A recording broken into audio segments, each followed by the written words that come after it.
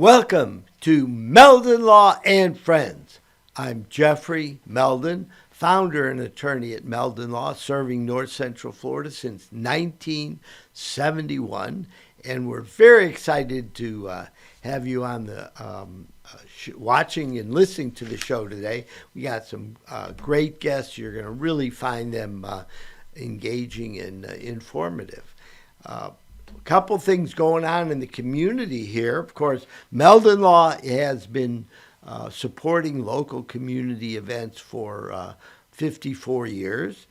We're very proud to be part of the North Central Florida community, and we want to announce some of the things going on. Rock the Country concert in Ocala, May 10th at 12 p.m. at the Florida Horse Park. Live entertainment, and we're going to keep the vibes going all day long. There's a gala in the Villages at the Sharon Morris. Significant Productions is inviting everyone to celebrate a decade on stage. So it's going to be pretty cool. Years of artists, community, and the impact on the Villages at the Sharon. The founders, Jason Godkin and Whitney Morris, will be there, and it's going to be a blast. Entertainment, there's going to be silent auctions and all kinds of things going on. The 10th annual GCM Food Fest in Gainesville on April 17th at Celebration Point. It's going to be a blast. The Best Restoration and Comfort Temp are going to be there. And it's going to be a food festival, April 17th. I believe it's a Thursday. And come at 5:30 to 9:30 at Celebration Point outside. 50 restaurants are going to be there. So don't miss it and check it out. Admission is free. Elio Piedra is going to be providing the music. The Latina Women's League presents the Latin Film Festival starting April 24th. This has gone on for over 20 years. A large part of the Gainesville community is represented by folks that have a primary language of Spanish. And we're going to celebrate by having a Latin film festival. Check it out, April 24th. Next, the Women's Council of Realtors and Movers for Mom in Ocala have partnered to support the community, and donations are needed. Friday, May 2nd, 2025, donations can be dropped off at 2801 Southwest College Road, number 10 in Ocala. Items such as cleaning supplies, hygiene items, personal items, baby supplies. These are primarily for women and children who are victims of domestic violence and need to relocate, and all your support is appreciated. And finally, we're giving away lots of tickets. The Gator baseball team is picking up. We're starting to get our pitchers back and winning again. If you want to go see a baseball game or go see the Lady Gators' great softball team, just go to our Facebook page, Meldon Law. Just go in there and you will get tickets. We've been giving away tickets for football, basketball, gymnastics, baseball, softball, and we have lots of great things available for free. We're just trying to share some of the items, including tickets, that we get as part of being the only official injury law firm partner of the Florida Gators, something we're very proud of, having the Gators select us to be their law firm partner is a great badge of honor. Having lived in Gainesville, Florida since 1970, you can tell I might be a Gator fan. And we actually have really enjoyed our partnership with the Gators to no end. So come and visit. Give us a call if you have any issue you want help with as far as an accident and injury case. We can be reached at 352-373-8000 or go to meldonlaw.com. We're going to take a short break on Meldon Law and Friends and be back in just a few minutes.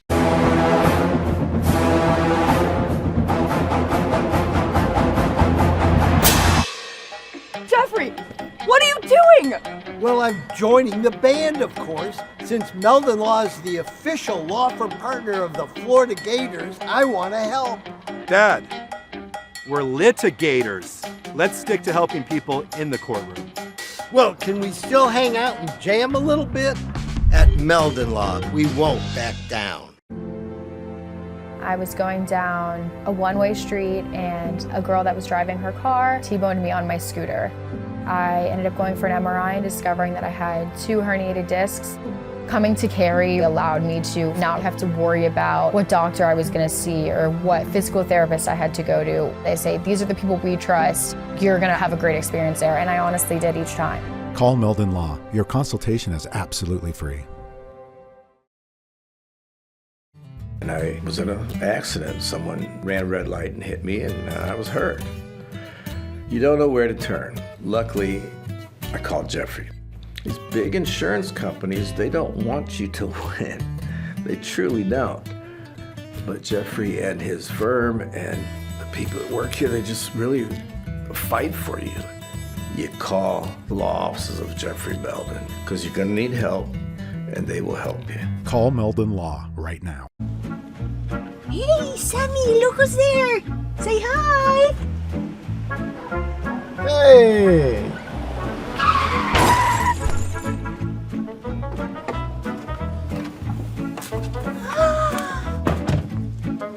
You again! Meldon Law, Jeffrey speaking. Jeffrey! Somebody else hit us! Here we go again.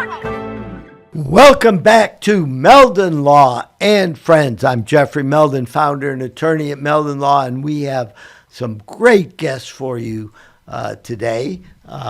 Shelby Kearns and Devin Hughes. And we're here to talk about something very, very important to the Marion County community and all communities around the country. Welcome to the show. How are you doing today? Doing very well. How are you? Wonderful. Wonderful. Thank you for having us. Well, it's my pleasure. So, Shelby, you're with a group called Movers for Moms, okay? And that sounds like, what is Movers for Moms? Because are you moving moms only or what? So you're not a moving company, are you? No, and so I'll let Devin talk a little bit more about the details and logistics to how to get items for us, but I'm the development coordinator with CASA Marion, that stands for Community Action Stops Abuse. CASA has 2 locations, one in Pinellas County and one in Marion County. In those 2 counties, it's the certified center that provides services to victims of domestic violence and their children. And so Movers for Moms is helping us out ahead of Mother's Day to collect some of our much needed supplies. So give us a little more background on what Movers for Mom is and what kind of sheltering they provide. Yeah, so as for Movers for Moms, it is a program that is nationally run by 2 men in a truck. It's been run since 2007, and we are currently in our 10th year of running the program. Basically, it's where we partner with a local women's shelter once per year for Mother's Day to get as many donations as possible. Well, that's amazing. How did the company, 2 Men in a Truck, get started? How long ago have they been involved with helping groups of that provide for mothers and children who have abuse in the family? Yeah, so 2 Men in a Truck, we're actually celebrating our 40th anniversary this year. It's been very exciting. to be a part of this. And as for Movers for Moms, we started this in 2007, but when the company first started, the first $1,000 of profit was given to 10 different charities in the Lansing, Michigan area where the company was founded. And then I understand in 2014 it started going national. Yes, that's correct. And a year later, the Ocala location jumped on. Good. Now, how long have you been the marketing director in the Marion County area? I have been the marketing manager for Two Men in a Truck in Ocala since last July. So you're a newbie to the area, huh? Yes, a little bit of newbie to the area. Definitely love Ocala. It's a wonderful place. How'd you wind up? Where were you before Ocala? I was up in Gainesville for 9.5 years, working various marketing jobs and attending the University of Florida. Well, so did you get a degree? I did. I got a degree, a bachelor's degree in natural resource conservation. Things took a bit of a shift, and I ended up working in marketing instead. Well, that's great. Let's switch back a little bit to what the organization is all about, okay? CASA Marion, it sounds, CASA means home, right? Mm-hmm. And so you're providing shelter. Give us some examples, Shelby, about, what are some of the families that show up and how everything evolves and how you help families who are in distress. Yeah, so as a brand new organization, I'm really excited to talk a little bit more about our services. So as a domestic violence center, we have an emergency shelter. So that's where someone would stay in a high lethality case. CASA, yes, means home. It's a safe place to stay. And so in addition to our shelter services out of the shelter, we run our 24/7 hotline. And so the hotline is accessible both by the victim calling on behalf of herself, but people can also call on behalf of a friend, family member, someone they care about and say, hey, this is what I'm seeing. I don't know how to get this person help. And the case manager or the advocate who answers the hotline will do some safety planning with that person to get them safety to the shelter. But we have other services as well. I will say, too, you asked kind of about what type of family would show up to the shelter for our services. Well, there's no one archetype of the domestic violence victim and her family. So at the shelter, there is a legal definition of domestic violence. It's a little bit more limited that often involves the physical kind, but we serve the social definition as well. So there are so many ways that an abuser can exert power and control over a victim. That includes emotional manipulation, financial manipulation, psychological manipulation, intimidation. And so we serve everybody. And so in addition to the shelter and the hotline, we have a non-residential outreach program. So that's actually the office that I work out of, and that's the office address that you can find on our website, casamarion.org, to learn a little bit more about us. And the non-residential outreach program would be for someone who doesn't need to stay at the shelter, but they need those other services, including the housing program, legal advocacy, and other parts of their case management. For those of you that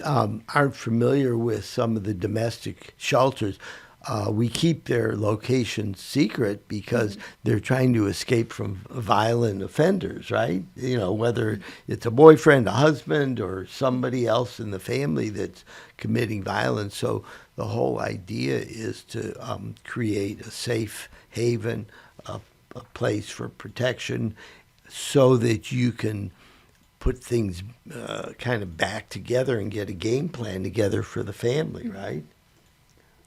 Yeah, what we ask in the case management are what are all of the things that would need to be in place for the victim and their family to be successful once they leave the shelter. So the typical shelter stay is about 45 days, and that's going to vary, depending on if someone is coming in for the non-residential outreach services. Of course, someone can get an extension if they need to, but we ask, okay, once they leave the shelter, how can they really flourish? So we would deal with food security, economic assistance, and help them with employment so they're really ready to be independent so they don't feel pressured to return to the household with abuse. So some of the moms might come with children, right?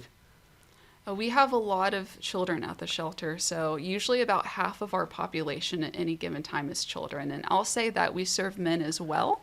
The vast majority of our residents usually will be women and children, but as a certified center that's overseen by Florida's Department of Children and Families, we serve everybody. And so at least with the population right now, it happens to be particularly high. We have around 60 residents, and then 40 of them are children. And they range in their age from, we have a 6-month-old baby, and then we have a 15-year-old kid. It's very important for people to know what the resources are, because sometimes family, victims feel trapped and they don't have any way out. They're not, they wind up becoming victims over and over again because they don't see a path out. And I know that you've worked really hard trying to develop a program so that those in need have a safe pathway for themselves, their children, and not only that, the kids got to go to school. The kids, it's a huge shakeup. Like a lot of the times, you have to find new schools for the kids, right? That will be one of the challenges, is the children will enroll in a different school for their safety, and so we'll help them with transportation. But there are so many details that people don't always think of, and what it means to rebuild your life when you're a victim and you're fleeing to safety. And so oftentimes we'll tell people that when residents show up to our shelter, they might have had time to pack their absolute essentials in a bag, but they can't bring a lot with them. So they're just completely starting over. And you can imagine how challenging that is for a bigger family. So we have a few large families in the shelter right now. And that's why something like Movers for Moms is such a huge help to us, is we're getting those essential items to families. I'm so proud of everything that you guys are doing as far as an organization trying to get behind an essential need in the community. So what are some of the simple items that are really essential that the moms and kids and everybody needs? Yeah, so for the Movers for Moms campaign, the shelter is currently asking for cleaning items as well as personal care and hygiene items, any baby supplies such as diapers and wipes, and non-perishable, non-expired food. They do much prefer new, not used items as well. What you're trying to do is create a place so that the families that move in can have what we would call essential items that they need, and you have a limited budget. Obviously, the state contributes, private donors contribute.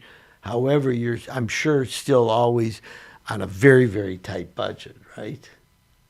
That's true. And one of the challenges, too, is how do we not only get them those items when they're in the shelter, but how do we set them up for success once they leave? And so one of our programs, which is new for its kind in the county, is our housing program. So when they leave the shelter, we don't want them moving into an empty apartment. So that's why cleaning supplies are on the list. Oh, okay. So, Devin, let's talk a little bit about all the different donation boxes around Marion County and what are, it sounds to me like anything that's new and used in the home is just about acceptable, or things that you're looking for, right?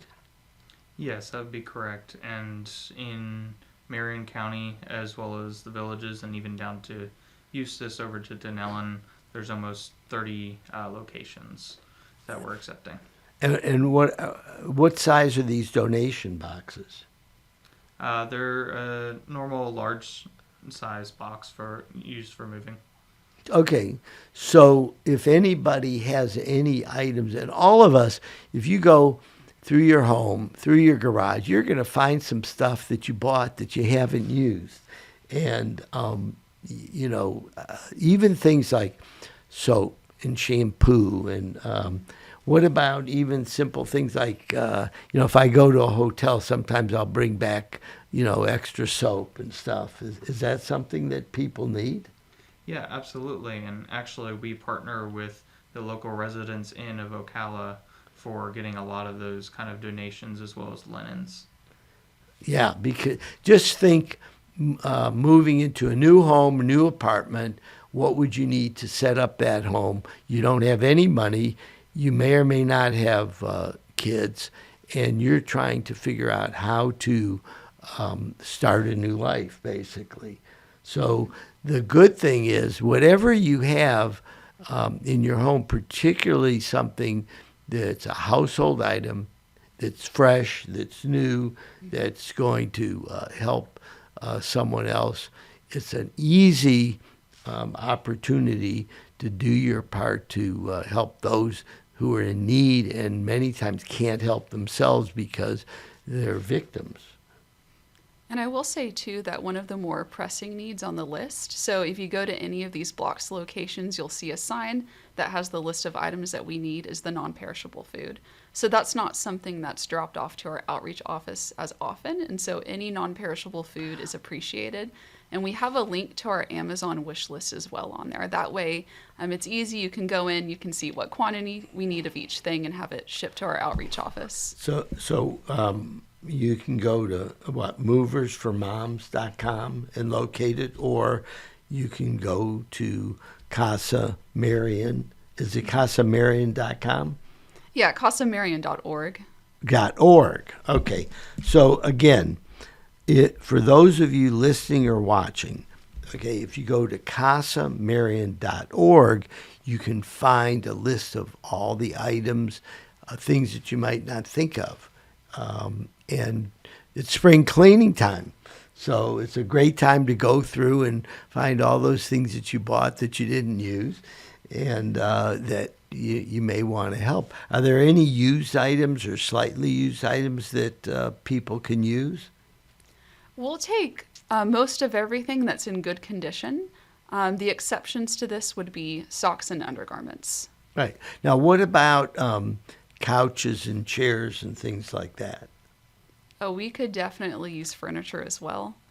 Now, you may not fit in the box, but you'll figure out how to, tell them where to take it or move it or whatever, right? Yeah, well, and if we could get help moving too, that would be helpful to us. So we always need the essentials for any one of our families that's moving into a brand new apartment. So think maybe twin or full-size beds, the bedding, kitchen table, chairs, dressers, and the couch. But sometimes we find generous donors who are able to supply that to us, but we don't always have a way to get that to families. So this is a call to volunteers as well. So if you want to help and you got a pickup truck, right? Trailer, whatever. That it's a great opportunity, and really, these are folks that are in desperate need of starting over, and it's a great way to help. And if you want to go out and buy things, that's great. Non-perishable means what? Anything in a can. It would be a non-perishable. What are some other examples of non-perishables that people need? So packaged snacks, and I'll say snacks too. We could really use snacks for babies and toddlers. So a lot of the Gerber branded items, whether it's, the jarred baby food, the puffs, the yogurt melts, juice pouches for the children. So anything canned or anything boxed, even jars of pasta sauce, packages of spaghetti. Those are some of the items that we get most frequently. Yeah. Beans, rice. Yeah. Honey lasts like thousands of years, so that's pretty much non-perishable. We've got, but there's so many things. I'm inspired by what y'all are doing. I'm going to go home, get with my wife, and see what we can find that we haven't used that we might be able to donate, because we need to give the parents, the kids, a chance at success. And that's what you're dedicated to, is what do you do when you're in a desperate situation? The money, whatever money you can get from the state isn't enough to really survive on your own, right? So with our budget, part of my job is we have to raise about $1 million in unrestricted revenue to help cover some of those operating expenses. So we do need that support from our community. Yeah, and so if you want to donate, just go to casamarion.org, and there's a donate button somewhere on the website, right? Yeah, we have a donate button. People can also reach out to me if they want to support in some other ways, whether there's an item they want to drop off or they want to volunteer. And our news and events page has a few events coming up that are also ways to support us. Let's talk about the news and events. What are some things coming up? So I would say the most important one is the profit share that we're hosting with 2 Men in a Truck. It's kind of a party and a social to support some of those organizations that are helping us out with Movers for Moms. So it's going to be on Tuesday, April 29th, 5 to 8 p.m. at the Mojo's Ocala location. So in Ocala, Mojo's has 3 locations. This is their 17th Street location. So between the hours of 5 to 8, you can either bring the flyer that you see on our website and on 2 Men in a Truck's website, or you can bring a digital copy, show it to your server, say, hey, I'm here with CASA Marion, and 20% of the sale, excluding alcohol, goes to us. And so getting as many people out there as possible to support us is what we need with our upcoming events. Wow. Well, so again, the date is at this, what did you say, the 17th Street location for at Mojo's? For those of you that haven't eaten at Mojo's, they have the best barbecue going. They're really delicious. Have you eaten there yet? I can't recommend it enough. There's actually a social group of mine that meets there monthly. Oh, so yes. it'll be delicious, and it's good. It's for a good cause. Yeah. We have a Mojo's in Gainesville, and they started in Jacksonville, I think. And actually, I went to Mojo's like 20-some years ago with some friends, and in Jacksonville. And they had live entertainment there, and we saw some great shows there, and they had great barbecue. And then I think they expanded, Gainesville, the Ocala area and stuff. So it's good to hear that they've got 3 locations, because it must mean they're doing pretty good in Ocala. Yeah, and at the Ocala location, they actually have a private room, and so that's where Devin and I will be posted to answer questions about Movers for Moms, but also CASA Marion. And from what I remember, the private room at the Ocala location is also Elvis themed. Oh, why not? Yeah. Did you know that Elvis performed in Ocala? I did hear about that, yes. And Tom Petty was so impressed with him that he started playing guitar and eventually became Tom Petty and the Heartbreakers. So that's the connection. Elvis and Ocala. I think he was going to Silver Springs for some kind of a shoot for one of his movies sometime around 1960. This occurred. Yeah. I think in the golden age of Hollywood, we filmed a few films there. I think parts of The Creature from the Black Lagoon, which I saw a really long time ago, was also filmed at Silver Springs. Yeah, there was a famous Olympic swimmer named Johnny Weissmuller who was all over the silver screen, and he was a underwater. He was a swimmer, and he did these shows out at Silver Springs Park, and this dates back to the 1930s. So it was interesting connection. So we've got this event coming up, and what's the date again for the Mojo's event? Tuesday, April 29th. Okay, so and supporters can come between 5 and 8 p.m. Okay, so dinner time, 5 to 8 at Mojo's on 17th Street in Ocala, Tuesday, April 29th, and 20% of all the spend except for alcohol goes to is it donated to CASAMarion.org directly? It goes to CASA Marion. That's great. And so, Devin, we've got all these boxes all around Marion County, and what do they look like so when people are driving around they can identify them? So most of the boxes are going to be large white boxes that have the Movers for Moms flyer as well as the acceptable donations attached to the front of them.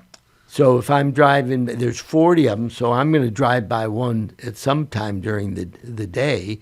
And so I look for a big white box. Like, is it the size of a garbage collection box? Is it one of those big boxes? It wouldn't be quite that large. They're usually posted inside in the lobby of businesses.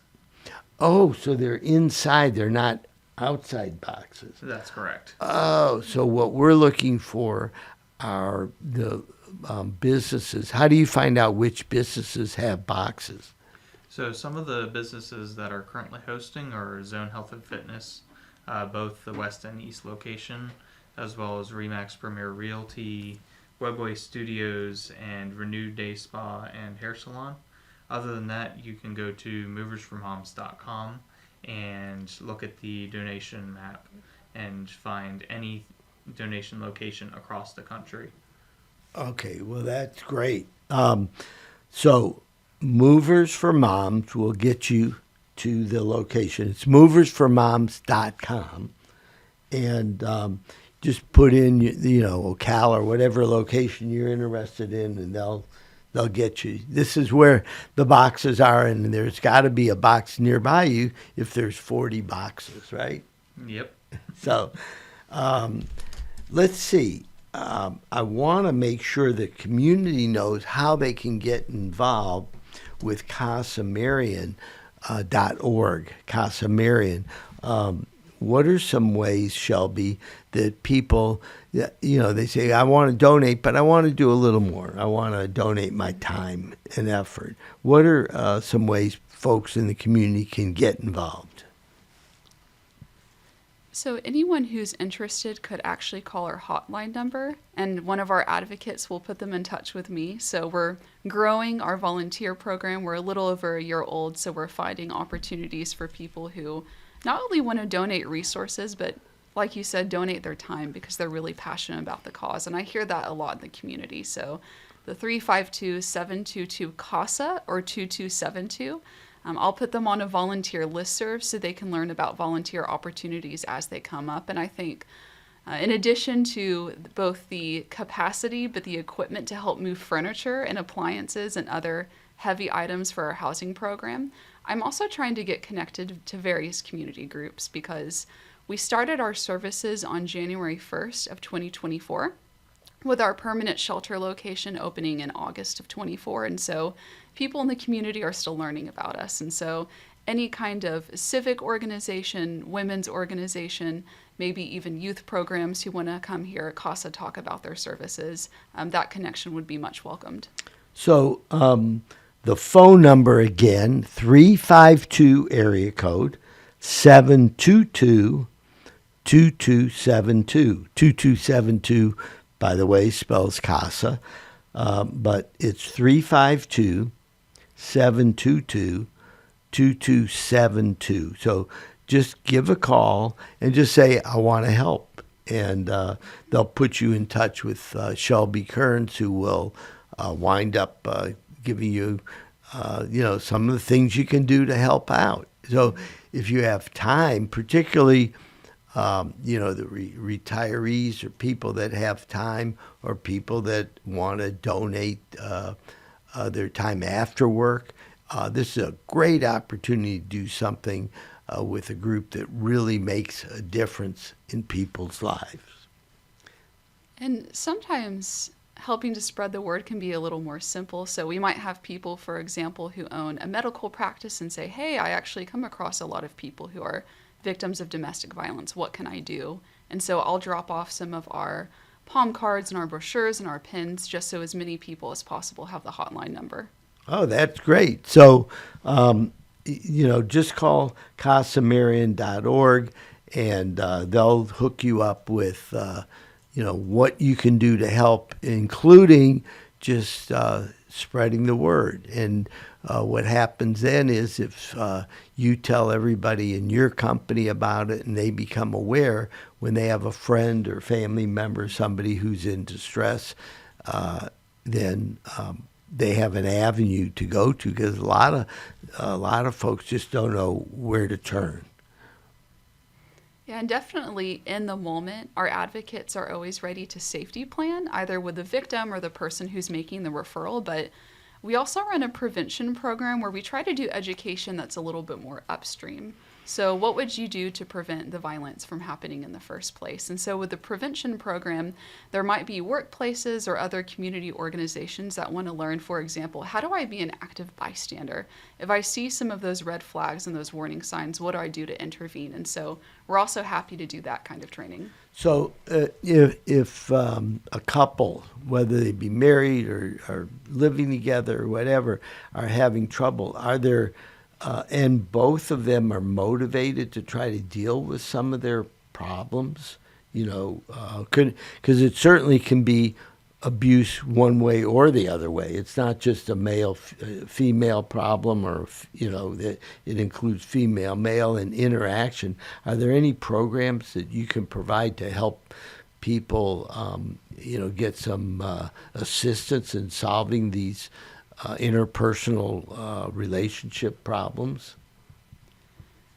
So in that situation where it's a little bit trickier, where it sounds like there's a couple and both members of the couple are concerned about the health of their relationship, I think through our outreach program, our case managers would probably make some referrals to community resources where they could get something more upstream like counseling. But anytime there is violence involved, then somebody would be involved in our services. And I'm actually glad that you talked about developing healthy relationships. That's something we try to do as well. So we run a weekly women's empowerment group.